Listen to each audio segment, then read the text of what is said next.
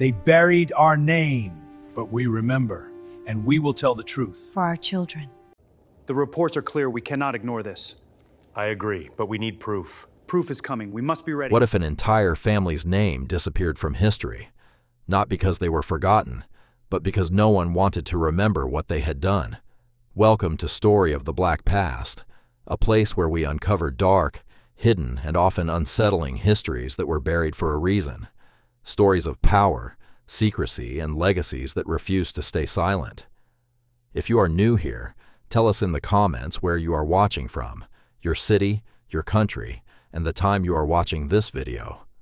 We always love to see how far our stories travel. If you have not yet subscribed, please subscribe and like this video. Your support helps us continue bringing these powerful stories to light. Thank you for being here. Now relax, avoid all distractions, and pay close attention. Watch until the very end, because what you are about to hear is something that will stay with you long after it ends. Tonight, we travel to a remote estate in the early 19th century, a place not widely recorded, not often spoken about, a place where the name Ravencroft once carried weight, before it became something else entirely. The Ravencroft family was known for isolation, not complete, but intentional. They were present in society when necessary, but distant by choice. Their estate stood apart, large, imposing, surrounded by land that seemed to stretch further than expected. And within that land, something felt different. At first, nothing seemed unusual. The family maintained order, structure, control. Servants came and went. Work was done. Life continued. But over time, patterns began to emerge, not in what was seen openly, but in what was avoided.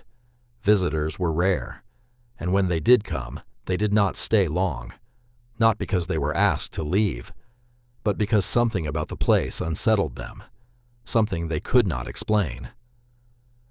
The Ravencrofts themselves remained composed, always, measured, controlled, as if nothing within their world ever disrupted their sense of order, and that consistency became its own kind of warning, because life is rarely that controlled, not completely. The servants noticed first. Of course they did, because they moved through the house, through its halls, through spaces others did not see.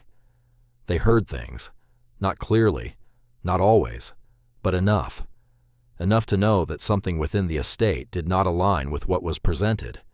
Rooms that were rarely opened, doors that remained locked, instructions that did not always make sense, but were never questioned, because questioning was not encouraged, and silence in that place was expected. Over time, fewer servants stayed, not abruptly, but gradually, one leaving, then another, always with a reason, but never with a full explanation, because some things are easier to leave than to confront. The surrounding community noticed, not details, but absence, because the Ravencroft name began to appear less often. Their presence became quieter, more distant, and that created something else, speculation, not loud, not public, but present, because when something withdraws from view, it does not disappear. It becomes something people begin to wonder about. This was not just a family that chose isolation.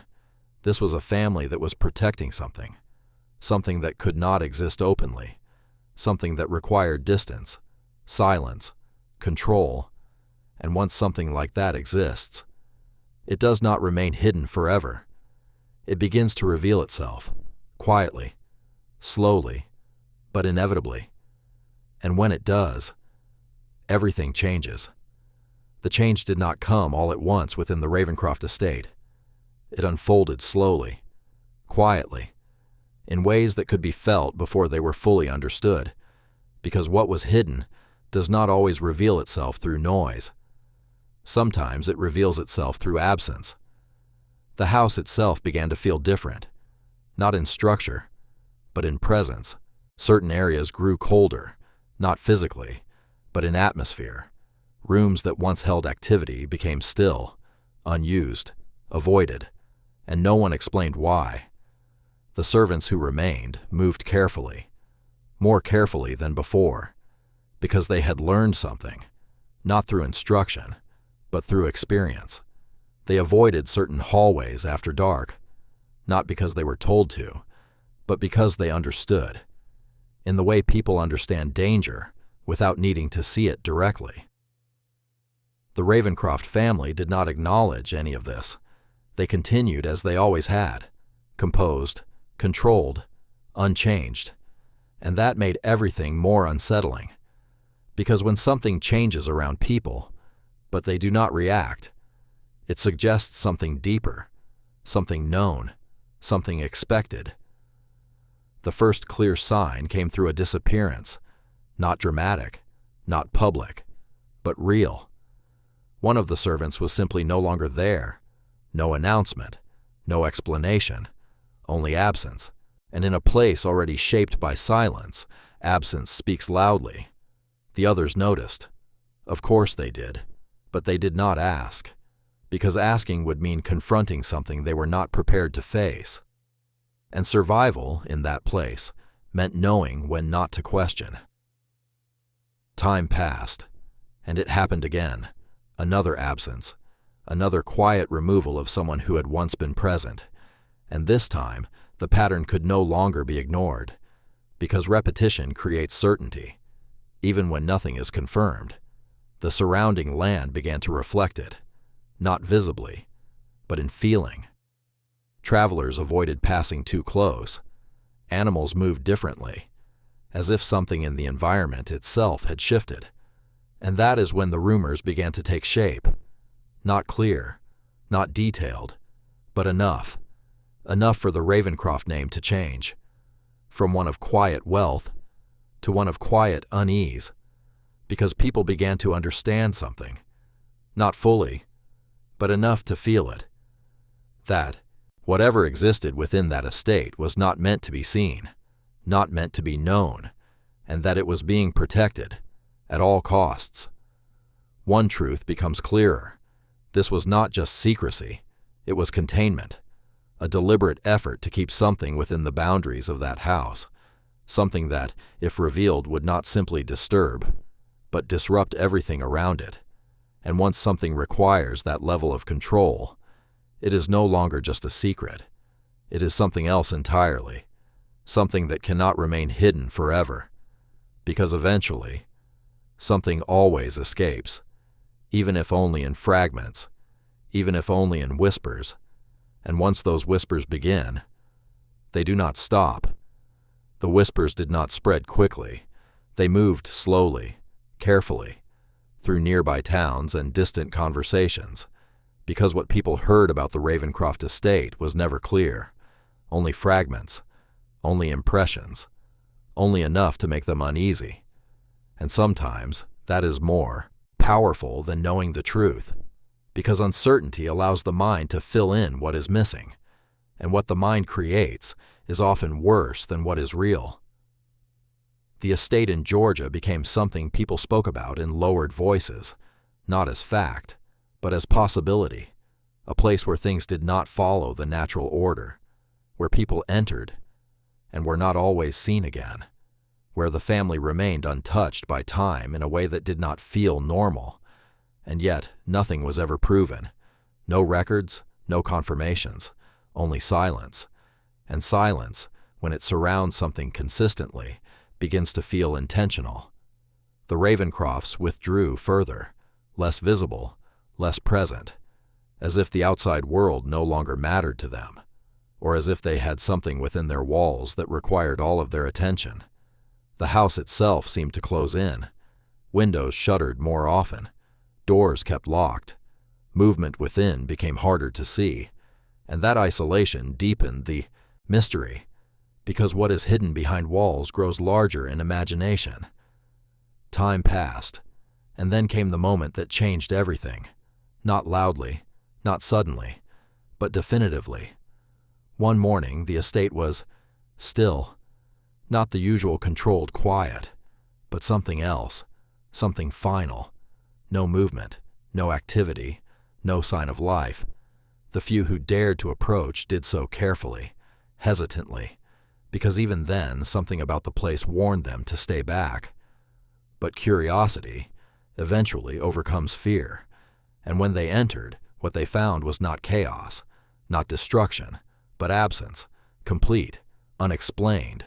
The Ravencroft family was gone, not one, not some, all, without trace, without sign of departure, as if they had simply ceased to be there.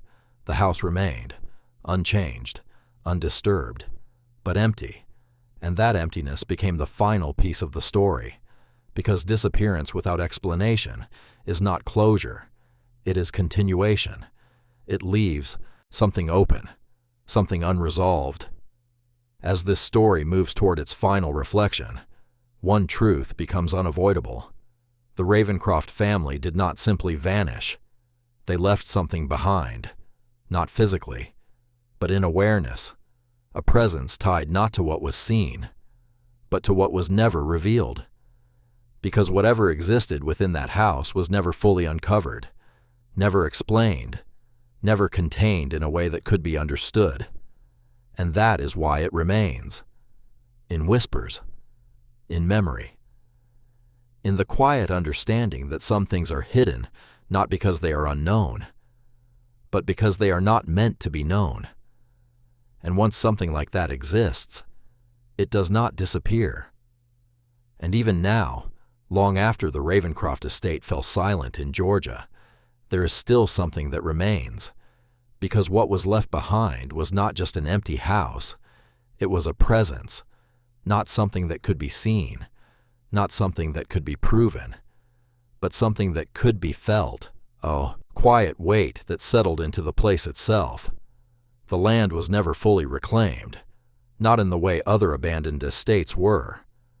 People avoided it, not always consciously, but instinctively, as if something about it still existed beyond what could be explained.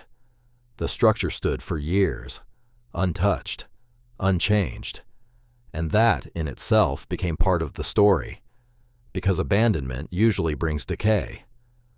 But this felt different, as if time moved differently within those walls, as if what had once been contained there had not fully left.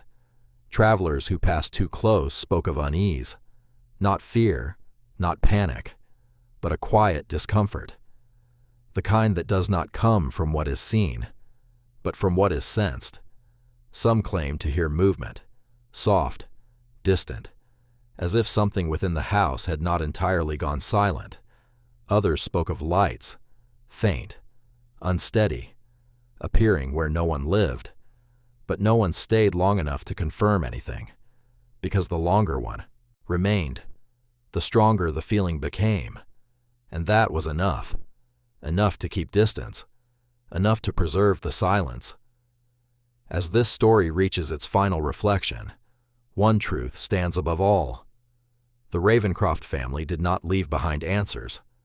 They left behind a boundary, a place where understanding stops, where explanation no longer applies, where something exists that cannot be fully defined. And once a place becomes that, it does not return to being ordinary. It remains, not as history, but as something else, a reminder that not everything is meant to be uncovered, that some things are hidden for a reason, and that once something crosses into that space, it does not fully return, not in what was found, not in what was lost, but in what remains, through time, through memory, through every moment someone passes too close and feels something they cannot explain. And when that moment comes, just like before, everything feels slightly different. And that difference is enough to remind you that some things do not disappear. They remain. And even now, beyond every telling, there is still something that refuses to fade. Because what was left behind at the Ravencroft estate in Georgia was never just a place. It became a threshold, a quiet boundary between what can be understood and what cannot. Over time, the structure itself began to give way, not suddenly, but gradually, Wood weakened. Walls shifted. Nature began to reclaim what had once been controlled. And yet, even as the physical form faded, something remained unchanged. The feeling. Because even when the house was no longer whole, the space it occupied did not return to being ordinary. People still avoided it, not because of what stood there, but because of what had once been there. Because absence, when it carries meaning, does not feel empty. It feels full, full of something that cannot be seen, but cannot be ignored. The Ravencroft name slowly disappeared from records, not erased, but diminished, mentioned less, remembered less clearly, until it became something uncertain, a name without a clear history, a story without a clear origin. And that uncertainty became part of its power, because what is not fully known cannot be fully dismissed. It lingers, in fragments, in whispers, in the quiet way people speak about something without ever fully explaining it. Only something to recognize, that not every story ends with answers. Some end with a presence, a lasting awareness that something existed beyond what could be explained. And that awareness does not disappear. It moves, through time, through thought, through the moments where something feels just slightly out of place. And when those moments come, just like before, everything feels different. Not dramatically, but enough to remind you that some places do not let go of what they once held. Even when everything else is gone, they remain. And even now, after everything has been carried into silence, there is still something that remains just beyond it. Because what the Ravencroft estate became in Georgia was never just a memory. It was a mark, a quiet imprint left behind in the fabric of a place, something that does not fade with time, because it was never tied to time alone. The land remembers, not in the way people do, not through names or dates, but through presence, through the subtle feeling that something once existed there that was not meant to be disturbed. And even as generations passed, that feeling remained, unchanged, unexplained, untouched, because some things do not need to be seen to be real. They exist in the space between awareness and understanding. And once that space is recognized, it cannot be ignored. The Ravencroft story was never written fully, never confirmed, never concluded. And that is why it endures, because stories that end can be closed, but stories that remain open continue. Only something to leave with you, that not every mystery exists to be solved. Some exist to remind us that there are limits, limits to what we know, limits to what we can explain, limits to what we are meant to uncover. And beyond those limits, there is something else, something that remains, quietly, endlessly, and completely, not in history, not in memory alone, but in that boundary, a quiet edge between what is known and what lies beyond. And once that edge is felt, it does not disappear.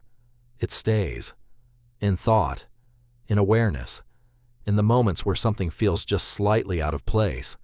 And when that moment comes, just like before, everything feels different. And that difference is enough to remind you that some things were never meant to be found, only sensed. And once sensed, they never truly leave. And even now, after every word has been spoken and every silence has settled, there is still something that does not leave.